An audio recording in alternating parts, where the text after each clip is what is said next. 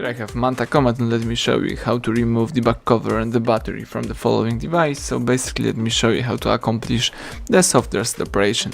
So at the very beginning, let's open the back cover. Let's do it by using the following cavity right here at the right edge of your device, and let's simply remove the whole thing from your device.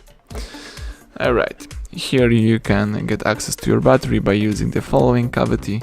Let's simply use your nail finger again, and let's remove the battery for about 5 to 10 seconds just to reset your device. Then put back the back cover and the battery. Let me close it. And now you can press the power key to switch on your device. As you can see, your MANTA is turning on. Let's wait a few seconds until you will be able to use your device.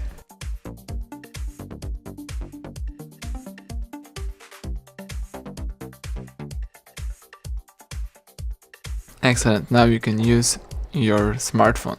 So everything went well, thank you for watching. Please subscribe our channel, leave thumbs up under the video.